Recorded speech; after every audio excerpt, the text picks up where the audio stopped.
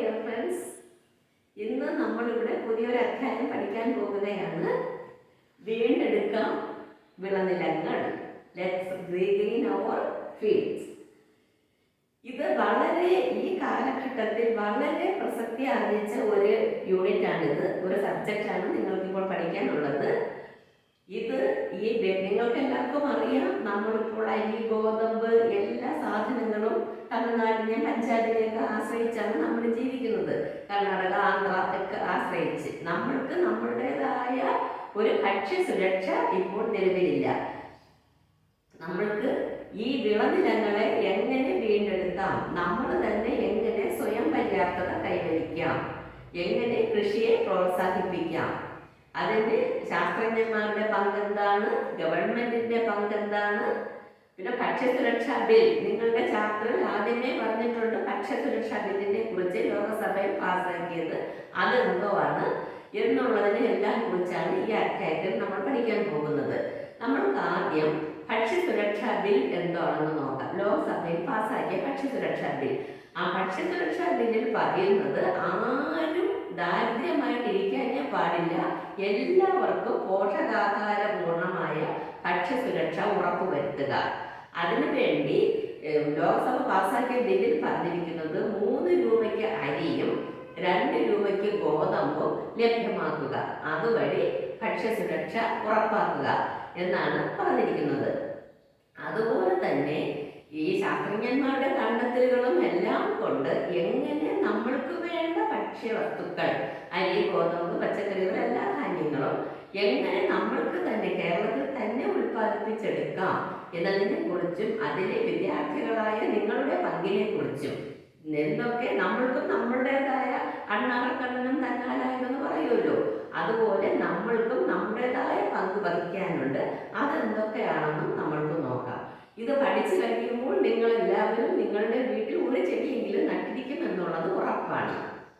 നമുക്ക് പഠിക്കാം. ഇതിനാദ്യം നിങ്ങളുടെ ടെക്സ്റ്റ് ബുക്കിൽ തന്നെ ലെറ്റ്സ് റീഗെയിൻ അവർ ഫീൽഡ്സ്, വീണ്ടെടുക്കാം വിളനിലങ്ങൾ, ലെറ്റ്സ് റീഗെയിൻ അവർ ഫീൽഡ്സ്, അത് ആദ്യമേ പറഞ്ഞിട്ടുണ്ട്. ഭക്ഷ്യസുരക്ഷാ ബിൽ ലോകസഭ പാസ്സാക്കി. എന്താണ് പാസ്സാക്കിയത്? കുറഞ്ഞ നിരക്കിൽ ഭക്ഷ്യധാന്യ വിതരണം ചെയ്യുന്നതാണ് പദ്ധതി. 3 രൂപയ്ക്ക് അരിയും 2 രൂപയ്ക്ക് ഗോതമ്പും വിതരണം ചെയ്യുന്ന രീതിയിലാണ് ബില്ല് നിയമമാകുന്നത്. ഇത് നമ്മൾക്ക് ഇംഗ്ലീഷ് മീഡിയം കുട്ടികളുടെ ടെക്സ്റ്റ് ബുക്കിൽ കൊടുത്തിരിക്കുന്നത് നോക്കാം. Lok Sabha passes food security bill, New Delhi. The Lok Sabha has passed the food security bill. The bill ensures the distribution of food grains at a lower rate. The bill has been legalized to distribute rice at a price of 3 rupees and wheat at 2 rupees per kilogram. ഇതാണ് ഭക്ഷ്യസുരക്ഷാ bill, food security bill. Food security bill എന്ന് പറയുന്നത് ഇതാണ്. ഇനി ഇതിനു വേണ്ടി എന്തൊക്കെ കാര്യങ്ങളാണ് ചെയ്യുന്നത് എന്ന് നമ്മൾക്ക് നോക്കാം. എന്നിട്ട് നിങ്ങൾക്ക് തന്നെ 1971 നമ്മുടെ കേരളത്തിൽ എത്ര ഹെക്ടർ കൃഷിഭൂമി, അരിയുടെ കേസ് മാത്രമേ ഇവിടെ പറയുന്നുള്ളൂ, എത്ര ഹെക്ടർ കൃഷിഭൂമി ഇവിടെ ഉണ്ടായിരുന്നതെന്നും ഈ 2011 വരെയുള്ള കണക്കിൽ എത്ര ഹെക്ടർ കൃഷിഭൂമിയാണ് അപ്പോൾ നിലവിലുള്ളതെന്നും, അതുപോലെ ഉൽപാദനം, production, area in hectares, production, എത്ര പ്രൊഡക്ഷൻ, എത്ര ടൺ പ്രൊഡക്ഷൻ ആണ് റൈസ് ഇവിടെ ഉൽപ്പാദിപ്പിച്ചത്, 2011 ഉൽപ്പാദിപ്പിച്ചതും 1971 ഉൽപ്പാദിപ്പിച്ചതും എന്നുള്ള ഒരു കമ്പാരിറ്റീവ് സ്റ്റഡി ഇവിടെ ഉണ്ട്. അതുപോലെ ജനസംഖ്യ, 1971 കേരളത്തിലുണ്ടായിരുന്ന ജനസംഖ്യയും 2011 കേരളത്തിലുള്ള ജനസംഖ്യയും എത്രയാണെന്നുള്ളത് നിങ്ങൾക്ക് സൂചകത്തിൽ പൂരിപ്പിക്കാൻ ആവശ്യപ്പെട്ടിട്ടുണ്ട്. ടെക്സ്റ്റ് ബുക്കിൽ സൂചകത്തിൽ നിങ്ങളത് ഫില്ല് ചെയ്യണം. ആ സൂചകത്തിൽ അത് ഫില്ല് ചെയ്യുന്നതിന് മുൻപേ തന്നെ ഒരു ചാർട്ട് നിങ്ങൾ ടെക്സ്റ്റ് ബുക്കിൽ തന്നിട്ടുണ്ട്. ആ ചാർട്ട് നമുക്ക് വിശദമായി നോക്കാം. 1971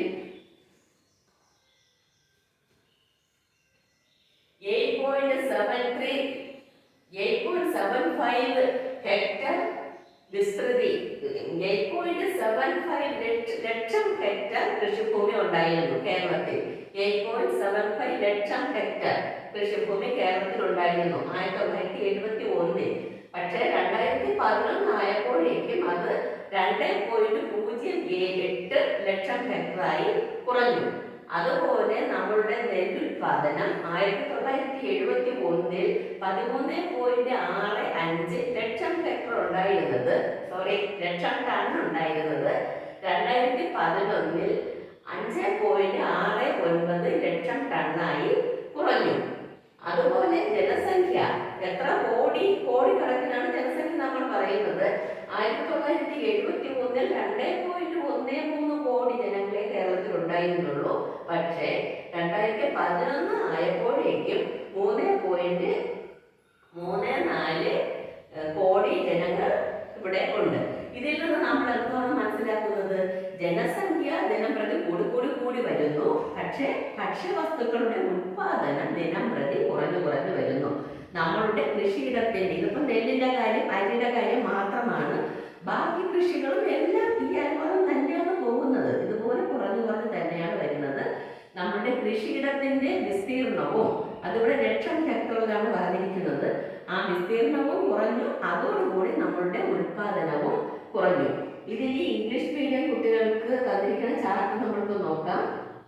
rice production year 1971, area of land for cultivation in lakh hectares 8.75, production in lakh tons 13.65, population in crores 2.13. ഇത് in 1971.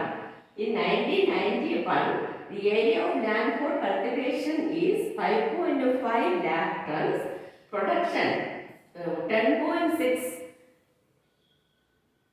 lakh tons, then population 2.91 crores. Then in 2011, the area of cultivation is 2.08 lakh hectares, then production is 5.69 lakh tons, population is 3.34 crore. അപ്പോൾ നിങ്ങൾ സൂചകത്തിൽ കൊടുത്തിട്ടുണ്ട്. സൂചകത്തിൽ നിങ്ങൾക്ക് fill ചെയ്യാൻ കൊടുത്തിരിക്കുന്നത് എന്താണെന്ന് വെച്ചാൽ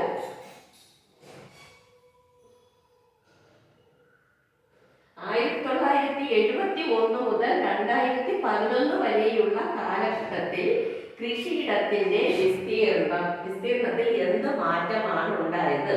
ഈ ചാർട്ടിൽ നിന്ന് നമ്മൾക്ക് മനസ്സിലായി കൃഷിയിടത്തിന്റെ ഉത്പാദനത്തിൽ ഗണ്യമായ കുറവ് സംഭവിച്ചിട്ടുണ്ട്. അതുപോലെ തന്നെ രണ്ടാമത്തെ സൂചകം, ഈ കാലഘട്ടത്തിൽ ജനസംഖ്യാ വർധനവിനും നെല്ലുൽപാദനത്തിനും എന്ത് പ്രവണതയാണ് നിരീക്ഷിക്കാൻ സാധിച്ചത്? ജനസംഖ്യാ വർധനവിലും നെല്ലുൽപാദനത്തിലും ജനസംഖ്യാ വർധനവ് അടിക്കടി കൂടി വരികയും ചെയ്തു, നെല്ലുൽപാദനം കുറഞ്ഞു വരികയും ചെയ്തു.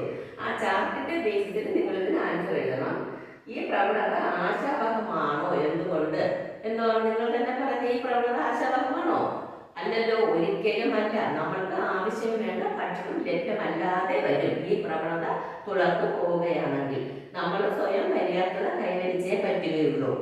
അപ്പോൾ നമ്മൾ ജനസംഖ്യ കൂടുന്നതിനനുസരിച്ച് നമ്മളുടെ ഭക്ഷ്യ ഉൽപാദനം നമ്മൾ വർദ്ധിപ്പിച്ചുകൊണ്ടേയിരിക്കണം. പഴവും പച്ചക്കറികളും അരി, നെല്ല് മുതലായ ധാന്യങ്ങളും എല്ലാം നമ്മൾ ഉൽപ്പാദിപ്പിച്ചുകൊണ്ടേയിരിക്കണം. അതിനുവേണ്ടി ഇപ്പോൾ ശാസ്ത്രജ്ഞന്മാർ പുതിയ ധാന്യങ്ങളുടെ വിത്തുകൾ, പച്ചക്കറികളുടെ, പഴങ്ങളുടെ എല്ലാം വിത്തുകൾ സംഭരിക്കുന്നു. ഈ സങ്കര ഇനങ്ങൾ വിത്തുകളെല്ലാം എടുത്ത് കൂടുതൽ ഉൽപാദനം ഉണ്ടാക്കാൻ വേണ്ടിയുള്ള സാങ്കേതിക വിദ്യ കണ്ടുപിടിക്കുന്നു. അതുപോലെ കൃഷിക്ക് പുതിയ സാങ്കേതിക വിദ്യകൾ കണ്ടുപിടിച്ച് നമ്മളുടെ കൃഷിയെ ദിനം പ്രതി പുരോഗതിയിലേക്ക് കൊണ്ടുവരാൻ വേണ്ടി ശാസ്ത്രജ്ഞന്മാർ, ഗവൺമെന്റ് എല്ലാം നല്ലതുപോലെ ശ്രമിക്കുന്നുണ്ട്. ഇനി നമ്മളുടേതായ പങ്ക് നമ്മൾ വഹിക്കുക. നമ്മൾ ഒരല്പം മണ്ണ് കണ്ടാൽ ആ മണ്ണിനെ നമ്മൾ പരിപോഷിപ്പിച്ചെടുക്കുക. ആ മണ്ണിനെ നമ്മൾ പരിപോഷിപ്പിച്ചെടുക്കുന്നതിനോടൊപ്പം നമ്മൾ എന്തെങ്കിലും ഒരു ചെടി അവിടെ നടുക. ആ ചെടിയിൽ നിന്ന് നമ്മൾക്ക് വേണ്ട ഫലം ലഭ്യമാക്കുക. ഇതേപോലെ ടെറസിന്റെ മുകളിലും നമ്മുടെ പരിസരത്തും നമ്മൾക്ക് ഉള്ള സ്ഥലത്ത് നമ്മൾ തന്നെ കൃഷിയൊക്കെ ചെയ്ത് നമ്മുടെ മണ്ണ് പാഴാക്കി കളയാതെ നമ്മൾ പരിപാലിച്ചെടുക്കുക. അപ്പോൾ നമ്മൾ ഭക്ഷ്യ സുരക്ഷിതരായി മാറും. നമ്മുടെ ദാരിദ്ര്യം, നമ്മളുടെ എന്ന് പറഞ്ഞാൽ കേരളത്തിലെ എല്ലാ ജനങ്ങളുടെയും കൂടെയാണ് ഉദ്ദേശിക്കുന്നത്, അല്ലാതെ എൻ്റെയോ നിങ്ങളുടെയും മാത്രമല്ല. നമ്മുടെ ദാരിദ്ര്യം പാടെ മാറ്റാനും സാധിക്കും. ഇംഗ്ലീഷ് മീഡിയം ടെക്സ്റ്റ് ബുക്കിലുള്ള ഇൻഡിക്കേറ്റേഴ്സ് നോക്കാം. What were the changes that occurred in the area of agricultural field from the year 1971 to 2011? നമ്മൾക്കറിയാം 1971-ൽ 8.75 lakh hectare area of land for cultivation ഉണ്ടായിരുന്നത് 2011 ആയപ്പോഴത്തേക്കും 2.08 lakh hectares ആയി area of land available for cultivation കുറഞ്ഞു വന്നു. അതുപോലെ അടുത്ത ഇൻഡിക്കേറ്റേഴ്സിൽ ചോദിച്ചിരിക്കുന്നത് what tendency could be observed in rice production and population growth during the period. ഞാൻ നേരത്തെ പറഞ്ഞതുപോലെ population increases from time to time but the production decreases from 13.65 lakh tons in 1971 to 5.69 lakh tons in 2011. Population increases from 2.13 to 3.34 during the period of 1971 to 2011. അതാണ് English medium. ഇനി ഇതിൽ നിങ്ങൾക്ക് ഈ പ്രവണത ആശാവഹമാണോ എന്ന് ചോദിച്ചിട്ടുണ്ട്. The tendency would be observed in rice production and is this tendency desirable? Why? No, this tendency is not at all desirable. We have to increase the production of our food materials. ഇനി അടുത്തതായി നമുക്ക് കാർഷിക മേഖലയിലെ പ്രതിസന്ധികൾ എന്തൊക്കെയാണെന്ന് നോക്കാം. Crisis in the agricultural field എന്തൊക്കെയാണെന്ന് നമുക്ക് നോക്കാം.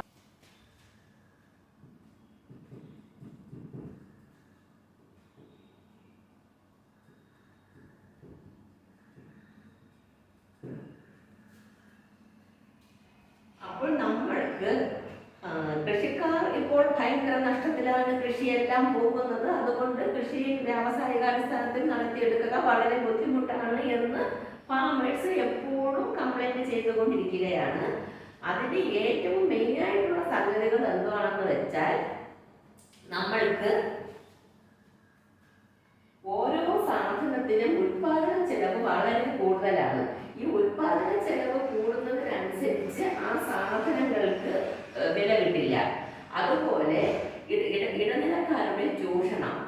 ഒരു പ്രൊഡക്ഷൻ സ്ഥലത്ത് നിന്ന് അത് ഉപഭോക്താവിന്റെ കയ്യിലെത്തുന്നതിന് മുൻപ് പല ഇടനിലക്കാരും കാണും. അവരുടെ ചൂഷണം, ആ ചൂഷണം വഴിയും കൃഷിക്കാരുടെ കാര്യം കഷ്ടത്തിലാക്കുകയാണ്. പിന്നെ കാലാവസ്ഥ മാറ്റം, പിന്നെ വിള നഷ്ടം, എന്തെങ്കിലും മഴയും കാറ്റും ഒക്കെ വന്ന് വിളകൾ നശിച്ചു എന്ന് നമ്മൾ പേപ്പറിലൊക്കെ വായിക്കാറുണ്ടല്ലോ. പിന്നെ സ്ഥല പരിമിതി, പല കൃഷിക്കാർക്കും വളരെ കുറച്ച് സ്ഥലമേ ഉള്ളൂ.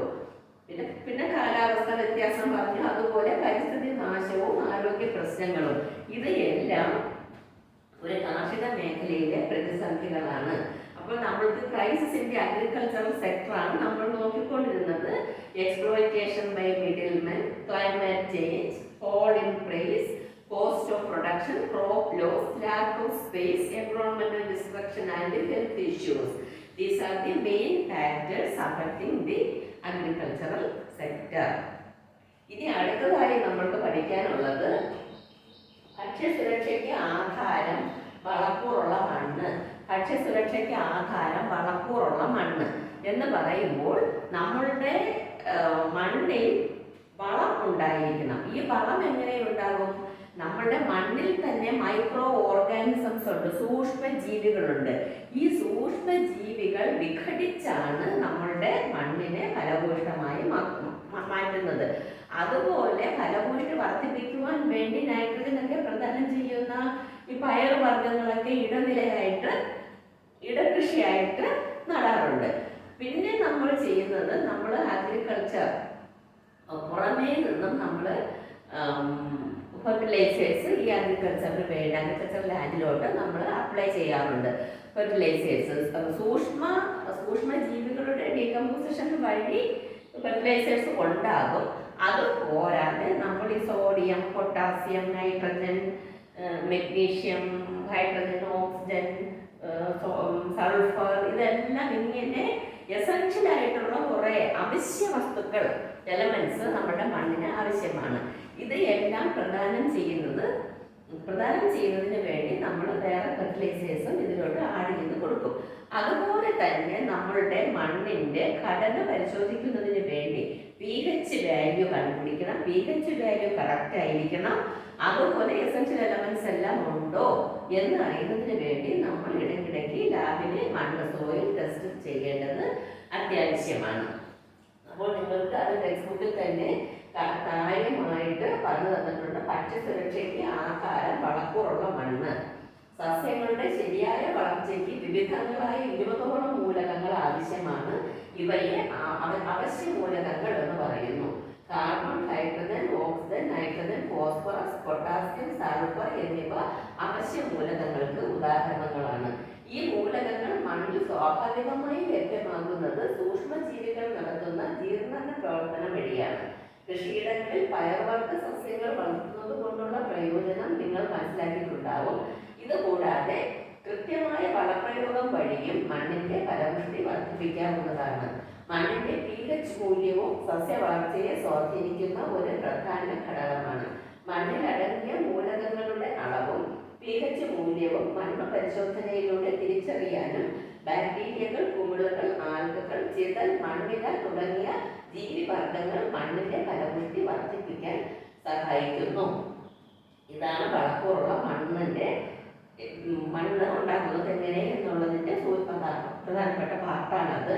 അടുത്തത് സൂചകങ്ങൾ എന്തുവാണെന്ന് കുറച്ച് സൂചകങ്ങൾ നിങ്ങൾക്ക് കുറച്ച് സൂചകങ്ങൾ തന്നിട്ടുണ്ട്. ഈ സൂചകങ്ങൾ നോക്കാം. മണ്ണിലെ മൂലകങ്ങളുടെ സ്വാഭാവിക ലഭ്യത ഉറപ്പുവരുത്തുന്നതിന് സൂക്ഷ്മജീവികളുടെ പങ്കെന്ത്? സൂക്ഷ്മജീവികളാണ് ഈ മണ്ണിലുള്ള ചെറുജീവികൾ, അതായത് സൂക്ഷ്മജീവികളാണ്. ആ ജീവികൾ വിഘടിച്ചാണ് നമ്മൾക്ക് വേണ്ട എസൻഷ്യൽ എലമെന്റ്സ് ആയ nitrogen, phosphorus, sulphur, carbon, hydrogen ഇതെല്ലാം മണ്ണിൽ ലഭ്യമാക്കുന്നത് ഈ മൈക്രോ ഓർഗാനിസംസിന്റെ സൂക്ഷ്മജീവികളുടെ വിഘടന മൂലമാണ്.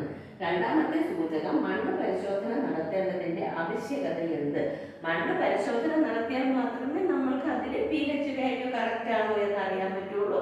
മണ്ണിൽ എല്ലാ എസൻഷ്യൽ എലമെന്റ്സും ഉണ്ടോ, ഫെർട്ടിലൈസേഴ്സ് ഉണ്ടോ എന്നെല്ലാം അറിയണമെങ്കിൽ നമ്മൾ മണ്ണ് പരിശോധന നടത്തണം. എന്തെങ്കിലും കുറവുണ്ടെങ്കിൽ അതിൻ്റെതായ ഒരു കുറവ് നമ്മളുടെ ഭക്ഷ്യ ഉൽപാദനത്തിലും ബാധിക്കുന്നതാണ്. മികച്ച വിളവിന് വളപ്രയോഗം ആവശ്യമായി വരുന്നത് എന്തുകൊണ്ട്? വളപ്രയോഗം പല മണ്ണിലും വളപ്രയോഗം നടത്തിയാൽ മാത്രമേ ഈ പറഞ്ഞ എലമെന്റ്സ് എല്ലാം അതിന് വേണ്ട എസൻഷ്യൽ എലമെന്റ്സും അവശ്യ വസ്തുക്കളെല്ലാം ലഭ്യമാവുകയുള്ളൂ. pH വാല്യൂ കറക്റ്റ് ചെയ്യണം. ഇതിനെല്ലാത്തിനും വേണ്ടി നമ്മൾ വളപ്രയോഗം നടത്തേണ്ട ആവശ്യമുണ്ട്. ഫെർട്ടിലൈസേഴ്സ് ഇത് നമ്മൾക്ക് ഇത് ഇംഗ്ലീഷ് ടെക്സ്റ്റ് ബുക്കിലുള്ളത് നോക്കാം. Fertile soil, the basis of food security. About 20 different elements are required for the proper growth of plants. They are known as essential elements. Carbon, hydrogen, oxygen, nitrogen, phosphorus, potassium, sulfur, etc. are examples of essential elements. Those elements are made naturally available in the soil through decomposition of microorganisms. Haven't you learned that the advantage of growing luminous plants in fields? Besides this, the fertility of the soil can be improved through the application of fertilizers too. The pH of the soil is also an important factor that influences the growth of plants. The presence of elements in the soil and the pH value can be identified by soil testing. Organisms like bacteria, fungi, algae, termites, earthworm, etc. help to increase soil fertility. അപ്പോൾ ഇതിൽ നിന്ന് ഇനി പറഞ്ഞിരിക്കുന്ന ഇൻഡിക്കേറ്റേഴ്സിന്റെ നമ്മൾ answer ചെയ്യണം. ഇനി പറഞ്ഞിരിക്കുന്ന ഇതിൻ്റെയൊക്കെ അടിസ്ഥാനത്തിൽ ഇനി പറഞ്ഞിരിക്കുന്ന ഇൻഡിക്കേറ്റേഴ്സ് നമ്മൾ ആൻസർ ചെയ്യണം. What is the role of micro organisms in ensuring the natural availability of elements in the soil? The micro organisms, by the decomposition of micro organisms only the soil will get the essential elements like potassium, magnesium, sodium, carbon, hydrogen, oxygen, nitrogen, phosphorus, sulfur, etc. What is the need of testing the soil? By testing the soil only we can understand the value of pH and the amount, the quantity of essential elements, nutrients. What is the application of fertilizers become essential for better crop yield? The fertilizers can give the essential elements to the soil. Essential elements like sodium, potassium, carbon, hydrogen, oxygen, nitrogen, sulfur, magnesium, etc. to the soil. The fertilizers can give all these essential elements to the soil.